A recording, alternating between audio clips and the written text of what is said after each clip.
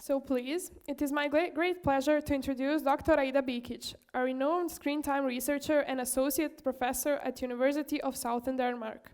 Her groundbreaking work explores the impact of digital environments on attention, productivity, and mental well-being, offering practical strategies for staying focused in our hyper-connected world.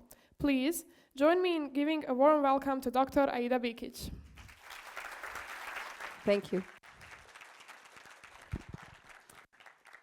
Good morning, and I'm very excited to be here. Today, I will be speaking about learning and focus in the digital age. And my presentation has actually different focus points. I will be talking about screen time, retention mechanisms, concentration and learning, and also how it's affecting our mental well-being, and there will be time for questions in the end. But I will actually start with my personal journey from Bosnia, where I was born and left when I was 12 years old, to today, also including my career development. So I was born in, and I was living in Nova Kasaba. Probably the most of you have not heard about it. Anyone knows? But yes, the people from Nova Kasaba are really proud that Evlia Celebia has been writing about Nova Kasaba, but it's a very small town, and there's not so much to do there. And I left with my family in '92, and we ended up in Switzerland, where we would spend time in, first for 2 years in a refugee camp, and then we moved to a small village in the Alps. And I was lucky enough that in this small village there was only one school, a gymnasium, and that's one of the top 5 boarding schools in the world. So all the royalty and wealthy people send their children there for 6 years, where they see their family only on holidays. But if you are lucky enough to live in one of those villages, you can attend this school for free. So I was a refugee kid attending this school, and it was a strange, it was nice, but it was also strange. There were huge differences, but I also learned a lot. And I was very happy to be there, and but when I was 18, we, as many Bosnians, we returned to Bosnia. I was here, and I finished my gymnasium the last year at the Četvrta gimnazija here in Ilija. And after that, I was, the situation was not that well, and I was just thinking, well, how, what can I do? How can I study abroad? And it was very difficult back at that time. So one of the possibilities was Denmark. So I moved to Denmark. And still, at this time, it was possible for Bosnians to get a permission to stay, especially if you were like from the Serbian part of Bosnia. And so I learned Danish, a completely new language, and then I got a place at the university, and I studied psychology for 5 years. And then in 12, I started my PhD, which was about how can we use computer games to improve attention and focus in children with ADHD who have difficulty focusing. And as part of my PhD, so we used a computer game, and I know many of you are inside IT, but this is a not very advanced game. It's very slow and it's kind of boring, but that's the point, to train the attention. And published several papers, and this program was developed from a researcher at Yale University. And actually he was the one when I was writing my master thesis, I cited a lot of his research. And so I used the program from Yale, and I also went to Yale and spent 1 year from in my PhD there. And this was also a great experience. And again, I was lucky as a refugee child, and it was very nice to see how it works. And what I was surprised about is that I know from the outside you can think, well, it is a great institution, but it's also a brand. And they do some great research, but they also do bad research. And when I was there, I was surprised because they were telling me I was doing my a clinical randomized study in Denmark, and they thought it was really a great design. And I was thinking, well, you know, I'm just a little PhD student, you know, you do much greater stuff here. But it's not really like that. I mean, you have some really groundbreaking things, but then there are also just like really, yeah, just like middle quality research. And also when I was there, the people I was meeting at Yale, I was asking them, and they came from all over the world. I was asking them, how did you get here? And at some point, I met a Turkish medical doctor, and he was the assistant of the professor I was working with. And I asked him, so you know, how did you get here from Turkey?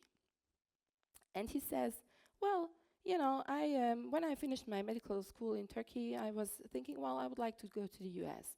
So I wrote an email and I sent it to 200 institutions in the US. And then this professor from Yale thought, oh, I really need a research assistant. So he got the job. So you know, it's really possible. You don't have to be at the top of your class. He wasn't. So sometimes it's just about being bold and just approaching, not being afraid to try and get a no.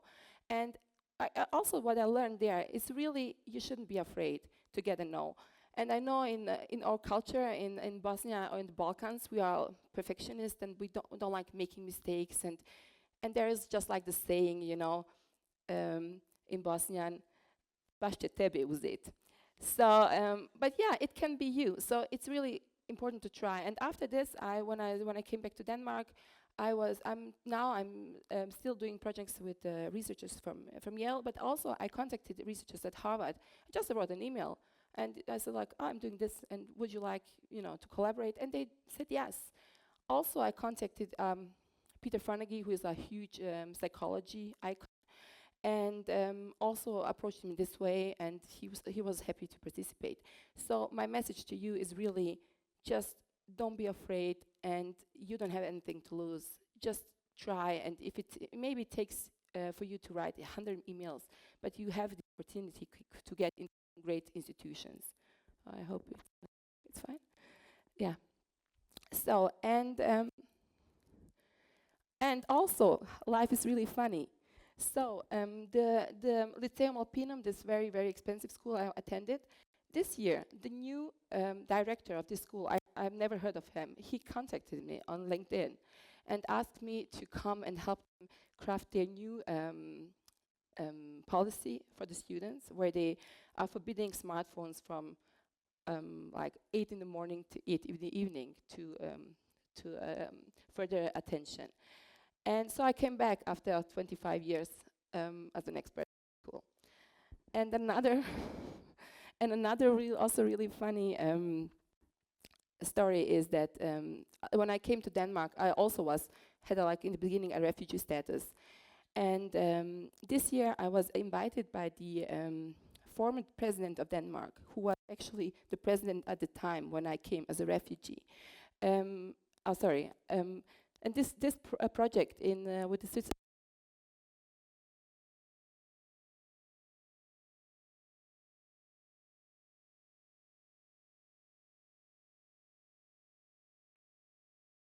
Okay. I just forgot to say, well, you know, this project with the Swiss school, this was like in the Swiss news because like all the schools are oriented towards that, and it was kind of special, you know, being in the country as a refugee and then now being the expert. And in Denmark as well, so yeah, it's a little too loud now, yeah. Yeah, okay. Which the former president of Denmark, which was the president at the time I came to Denmark and wasn't sure if I can stay because I was waiting for a year to see if I can get my permission. And he invited me to one of his conferences to speak this year. So for my personal journey, it's really, you just have to be bold, you have to be ambitious, you don't always have to be at the top of your class, but you have to be willing to work. And also you have to just try and, you know, contact people and do not be afraid of getting a no. And then many things will be possible for you. So this is the first part of my talk. My second part is, do screens affect brain functions? And actually what we can say, yes. And what you see here is this like very primitive game we used back in 12 to improve attention. These were different games. And we have a tradition of research in cognitive training where you try to improve cognition using different games. And we know that this has an effect. And when you only do like half an hour a day, you can measure the effect on concentration, on the planning ability, on memory. And you can do it actually up to 3 to 6 months later. And we know from research that attention actually can be trained. What we have been, we started back in 12. So what we have been doing is trying to improve the attention. And at that time, I mean, gaming was just like, many boys were gaming, but the social media and the smartphones were not present as they are today. And at that time we thought, well, you know, maybe the gaming might be contaminating our results, because many boys were gaming like for 5-6 hours a day. And that's how actually I shifted into investigating how does the regular screen time affect our brain and our brain functions. And we know that our brain is plastic. It means that our brain is affected by the exterior stimuli. So what we do shapes our brain. And this actually has been shown in many studies with structural and functional changes in the brain. And we know that attention can be trained, like in the good way or in the bad way. So it's more up to you what's happening. But the world has changed from, so when I started my PhD in 12 and finished in 16, and just in these years, you know, there has been a tremendous change, because the iPhone came out in 2008, but it's really became very popular in the years between 10 and 15. And it has really changed our society and on many levels. And you can just say like concerts back, this is in 2006, looked like this. Today, it's like this. And I went to a teenage concert with my daughter this year, and there were really many teenagers just watching the whole concert through the phone. And I was thinking, you should have stayed home and watched YouTube. You know, you are here for the experience. But that's not what's happening for many young people. Also, we have the social life, which is very much affected. It's like social, but not really social. And this has affected both the older generations, but especially the young, I mean like you and the younger. And we can see actually also on the statistics that people today, and these are, it's your age, like 15 to 24, what we can see from 2003 to 2019, there are less young people spending time together with others in real life, like meeting up. And what we all, and this especially for the young group. And what we also can see is that more and more feel lonely. And this is both due to that people are meeting less physically, but also that you get a sense of loneliness because online everyone seems to have fun. Everyone seems to be doing something which you are not a part of. And also on Snapchat or other platforms, you can actually track what your friends are doing. You can see if they met without you. So it just intensifies this feeling of loneliness. Well, so we have to go back and see, well, why is this like that? And now today we have something called the attention economy. And that's actually what's driving this whole change in the society. And today, actually, attention, we are trading attention. Human attention is a limited source. And as humans, we can only give our attention to something, one thing at a time. We can't really multitask. That's a myth. all studies have shown that if you are multitasking, you are actually performing worse. You can only multitask if you have some really automated, you are doing some automated habits. Like if you are driving a car, you can talk on the phone. But if you think back when you got your driver's license, you were not able to drive and speak to someone or listen to the radio because it just requires too much of your capacity. Also, we know that that there is a value of attention because those platforms like Meta or TikTok or any other platform, actually they are making money on capturing and holding your attention. And because they are interested, because they are, you know, collecting your data, but they are also able to show you much advertising. And that's why they are really interested in to keep you online as long as possible. So to do that, they use different psychological concepts to keep you engaged. And well, what are they doing? So there are different triggers they are using to get you to take up your phone. And one of those triggers are actually colors. So if you remember, some of you, I don't know, if you remember that at some point YouTube and Instagram looked like this. This was like the original icon. But then they figured out, well, if we change the colors, then the people are much more likely to click when you take the phone because it's just evolutionary. It really appeals to us. The bright colors, red color, it signals danger or excitement.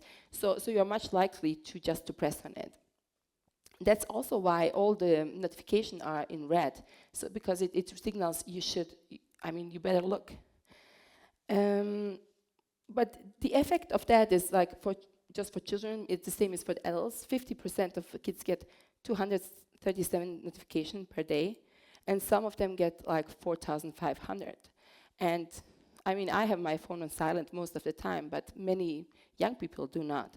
So this is really interrupting, your attention span. Then we have the hooks in the which is part of the attention economy. So when you have taken your phone out and you have pressed on Instagram or TikTok, then they use different mechanisms to keep you on. And how many of you have checked Instagram or TikTok? You wanted to check for 10 minutes and then suddenly 1 hour was gone? Any hands? Yes, I'm not on TikTok, but yeah, I know it. And that's actually because when they tap into your brain so that you spend much more time than you want. And one of those system mechanisms is endless scrolling.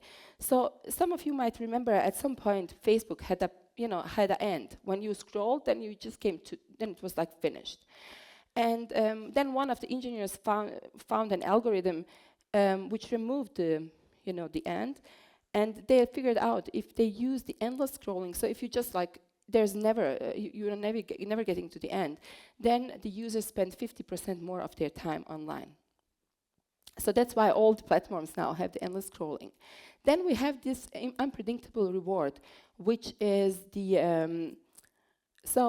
which actually is some psychological experiments back from the 50s and 60s done by Skinner, a famous psychologist. And he has done some animal studies where he took some mice, and when the mice pressed on a button to get food, and when the mice came and pressed the button and the food was there, then the mice will just get used to that and will not be interested as much in the button, because the mice knows every time I come to the button and I press it, I will get food.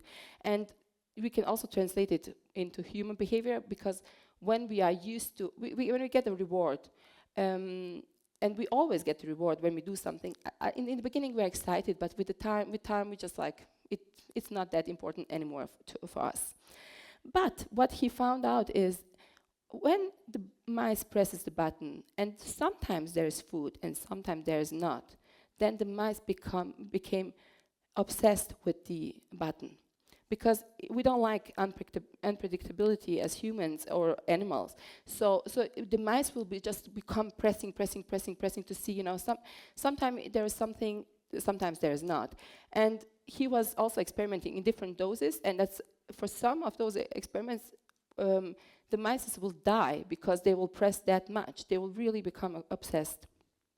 And actually, that's also it's used in slot machines, like in gambling. It's the same principle, because when you press, sometimes there is a reward, sometimes there is not. And actually, it's exactly the same system they will use on Instagram, TikTok, Facebook, or the other platforms. And you have experienced it yourself. So usually, you will see one video about the topic you like. I don't know if it's cats or cars or whatever. So you will see one really popular video which will make you feel something.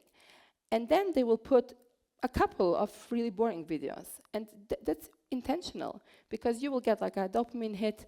Oh, you'll be excited, it was fun. And then there's nothing. And then you want to feel that feeling again. So you'll just keep scrolling. And that's how you end up spending many hours online. Other hooking elements are, you know, that you can see that the other person is writing, then you'll just keep staring and waiting to see if there's something coming. And then we have all the rewards.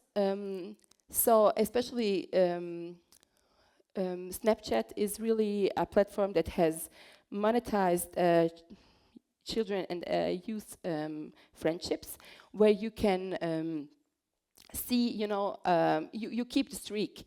So, and actually, it's all about the streak. And the streak, the only intention of the streak is that you keep coming back. And they're really also succeeding in that.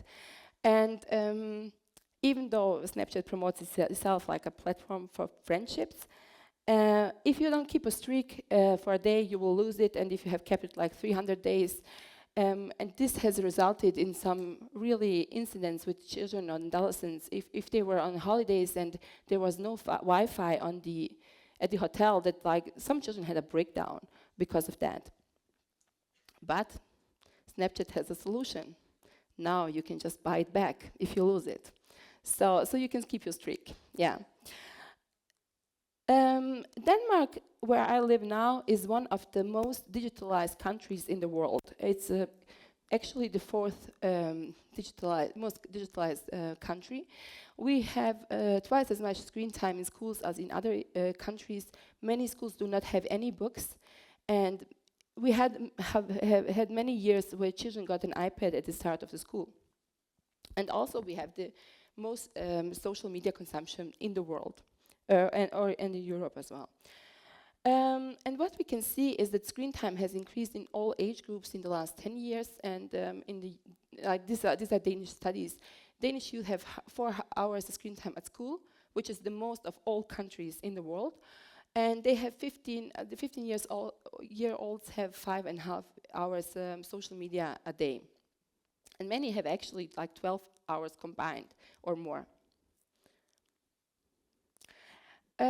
So all the mechanisms I have showed you are actually addictive mechanisms. They are also unethical business models. And what we can see is that there was a study done this year investigating social media addiction. This is in adults above age 16. And 2.3% have like really clinical social media addiction. So you are really preoccupied, you don't have any interest in other things. But 60% of the population have symptoms of an addiction. And probably you have too. You know, feeling, just wanting to check. And I think it's like 30% of the population have like a phantom vibrating. That if you don't have your phone, but you still feel like your phone is vibrating. It's like the people who lost a leg, you know, they can have phantom pain, but you can have the phantom vibrating symptoms. And what is really important is that this higher addiction is observed among younger age groups, so it's actually among your age group. And what is also known is that if you have these more symptoms you have of addiction, you have the more increased risk of depression, poor mental well-being, and loneliness. There are also some really important and scary studies showing that for younger children and adolescents, if you have like a lot of social media use at the age of 14, then there is an increased risk of increased alcohol consumptions at the age of 17, and there is a dose relationship. So we don't really know that yet, but what researchers really are scared about is that we have a reward system in our brain. So, and if you manipulate this reward system at a very young age, then you can really, change it, and then you can be more likely for any kind of addiction later on. What's really important, what we have to learn, is inhibitory control. So when we are children, we have to learn to wait. We have to learn to wait for a reward, to wait that is our turn, and it's very hard. There is a famous test which is called the marshmallow test, where children who are able to wait at the age of 4, they are actually those who do best in life. It's not your intelligence that's important. It's actually the ability to wait for the reward. And usually in childhood, you start at a point where you cannot wait, but you just get better and better. But the problem is with the principles of instant gratification, it's actually the opposite. Because what you are learning online, when you are gaming or when you're on the social media, you learn that every 20, 30 seconds or a short period of time, you will get some kind of reward. And especially those, unpredictable reward, like when you are gaming and there is all of a sudden you get something you were not expecting, it's increasing the addiction behavior. And then you will spend more time online. So is it possible for young people to manage screen time by themselves? Because that's what we have been expecting, and like the society has given the children phones at age 10, 12, and just figure it out by yourself. But it's very difficult because the brain is immature, and the impulse inhibition is actually first developed around 25 years of age. So it's actually physiologically impossible to resist retention mechanisms. And also the teenage brain is actually by itself seeking excitement and risky behavior. It's prone to impulsive decisions. It focuses on short-term rewards, has difficulty delaying gratification, and is also susceptible to peer pressure. And that's why it's really, really hard it's impossible to resist the retention mechanisms.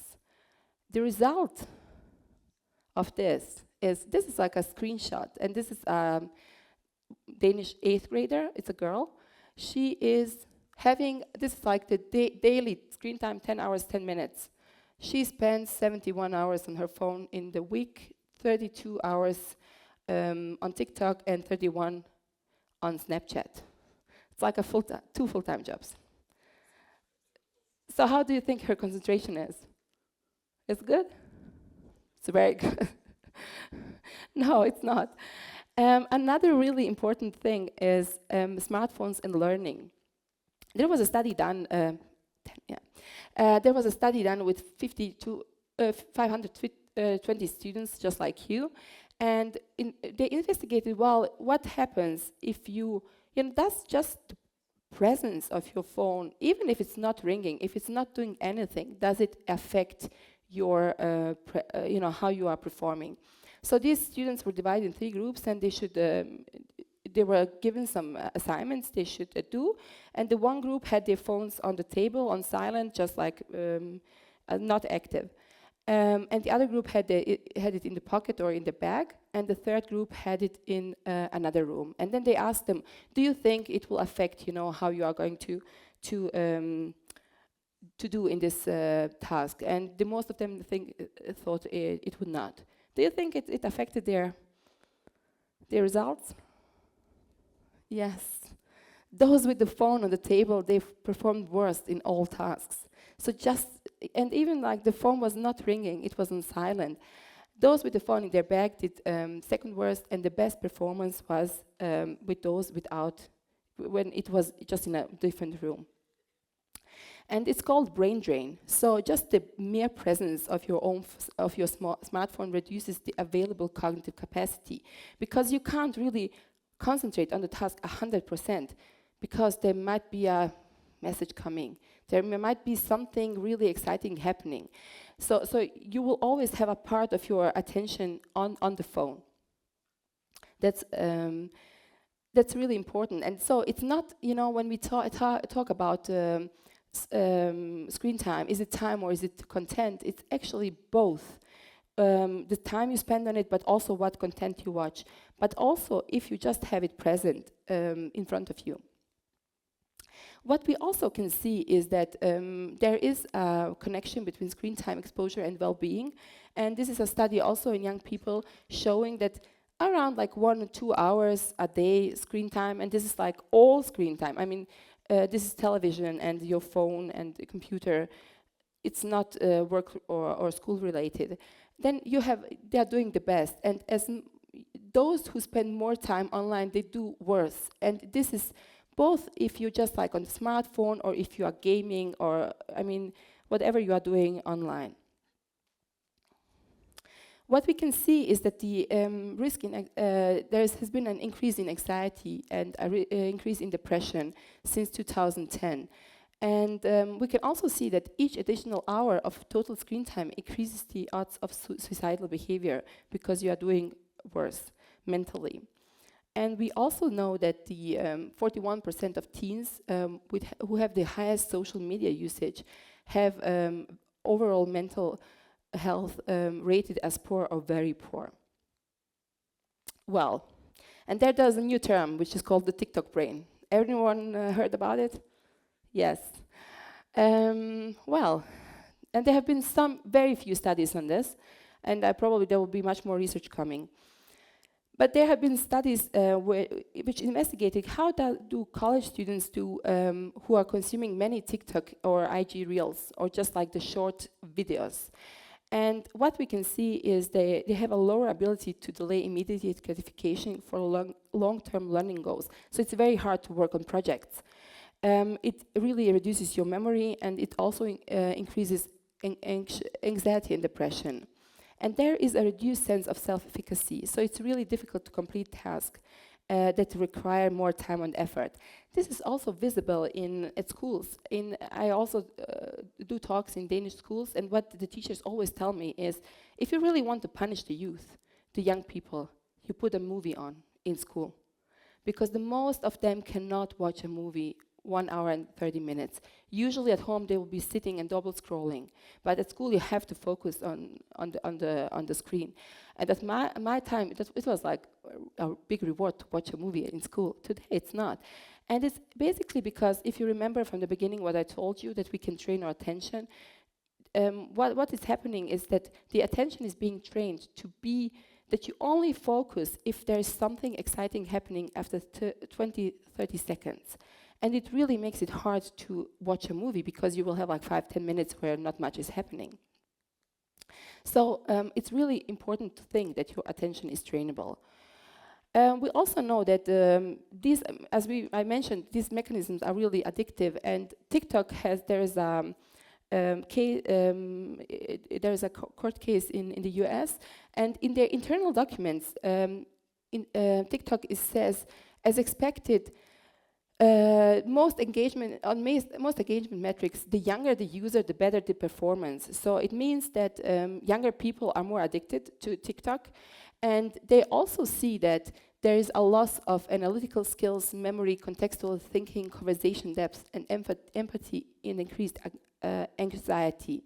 They actually also figured out that an average user will become addicted to the platform in under 35 minutes. So if you have spent 35 minutes on TikTok, the likelihood of you coming back for more and more, it's very high.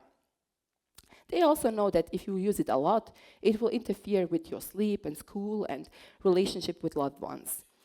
So there is also other research showing that also young people, just like you, a little younger, who are going to high school, those who have been followed for 2 or 5 years, and there are 2 different studies, and what they can see is actually those who check their social media or their phone a lot, they develop ADHD-like symptoms. So you become, it becomes more difficult for you to concentrate.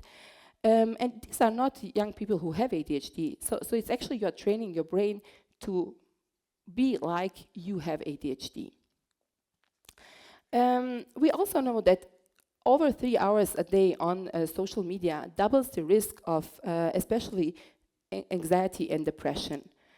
And we also know that many students use it at school, and as I mentioned, you know, if you just have it in your bag, it's already distracting you, but many check actively. It's around 43 minutes during school times.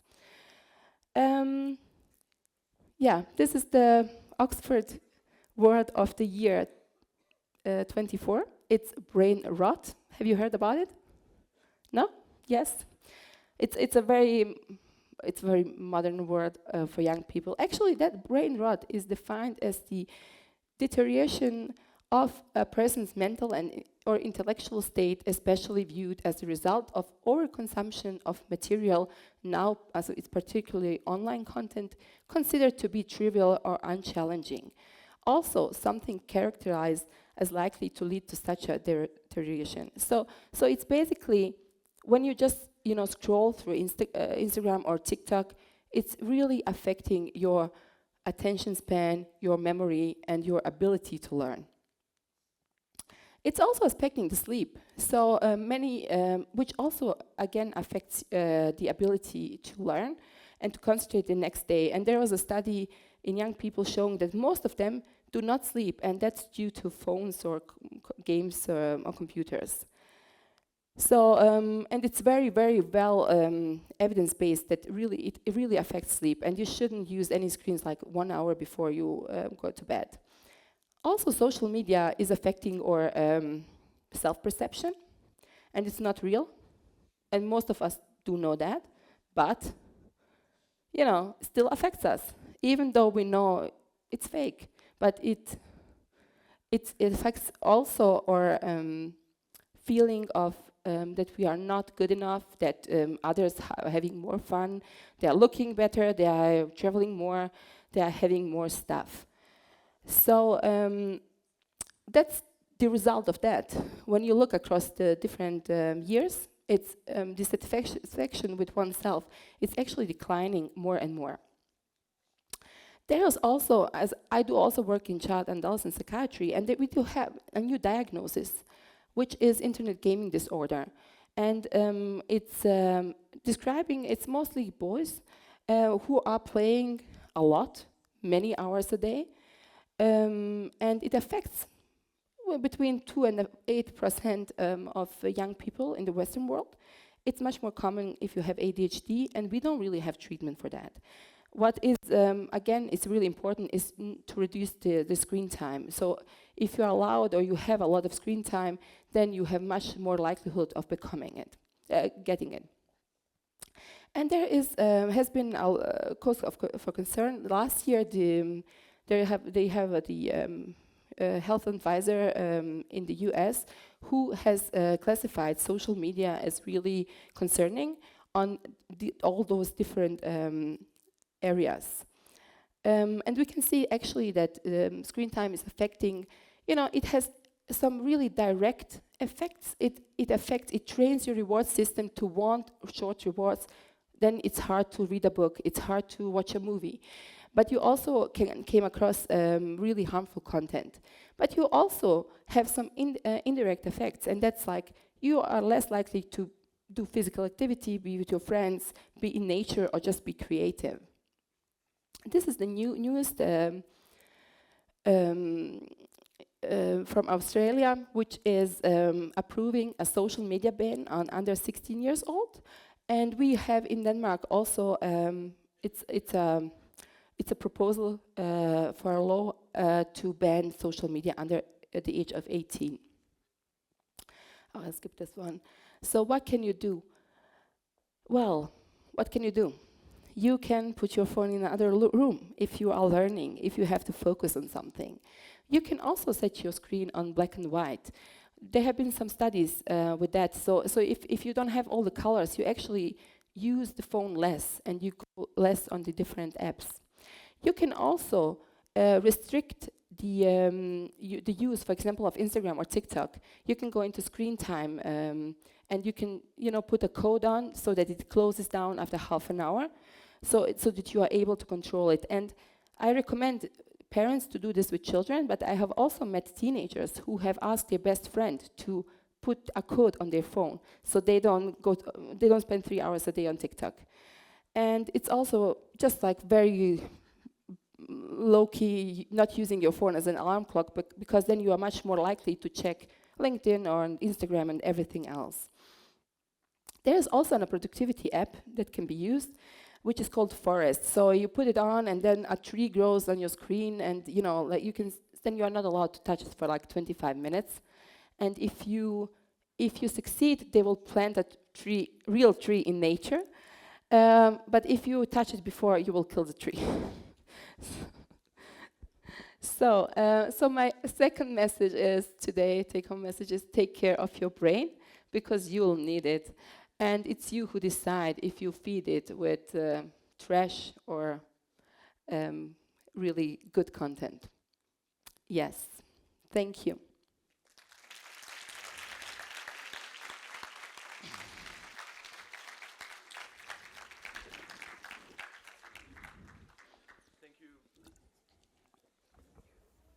Thank you very much, Aida, for sharing your personal story, as well as discussing some of the facets of human brain and our attention span. I found it quite interesting, your personal story of coming as an expert to your boarding school. Yes. We have time for only one question, so if somebody from the audience has a question.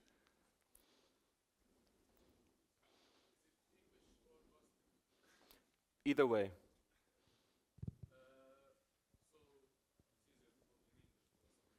Yeah. Sure.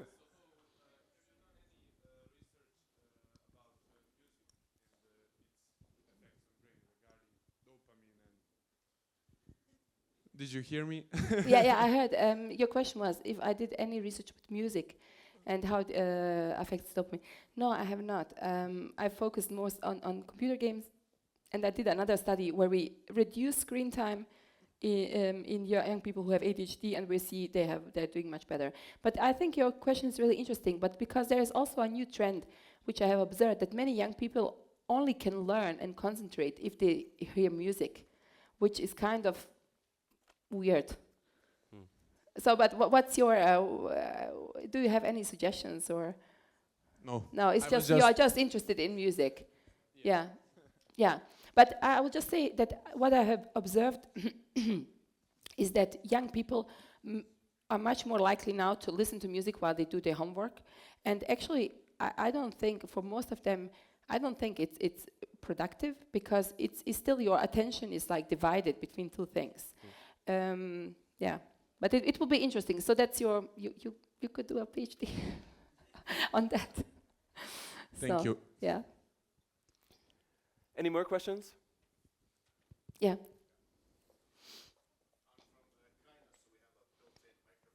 Yes.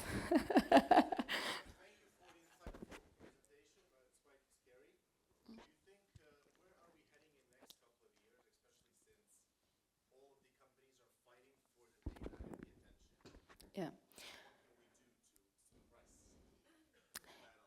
Yeah, I think you're really right, and I haven't really touched upon also the AI challenge we have now, where you can have a best friend, AI best friend or girlfriend or boyfriend, and there is also already a case of a boy, 14-year-old, who fell in love with a chatbot, Daenerys from Game of Thrones, and he committed suicide because the chatbot told him they will be together in the other reality, So, so I think it will get even worse. But I think there will be more regulation from the government, because we can see now that everyone is understanding this is not for fun, and it's really dangerous. And I think they will be much more regulated by the government. But I think also we really have to take care of ourselves and be aware that they are making money, and you really have to think about, what do I want to spend my time on? Do I really want to spend 2 times a day on TikTok or Instagram or Facebook or whatever? Or is it more important for me to learn? So I think we have to make some personal choices, but I also think it's really necessary that there will be some regulatory laws from the EU or on the country levels. Yeah. Yes, but it's a big discussion. It's a big in Denmark. It's a big discussion. There are many young people saying, "Oh, it's our reality. You can't take it away from us," And it's, but it's not good. It affects the young people in so many ways, also adults. So I'll be happy if there will be more regulations. And yeah, thank you. Thank you really much for really good questions, and thank you, Dr. Bikic, for such a good keynote. Thank you. Perhaps another round of applause.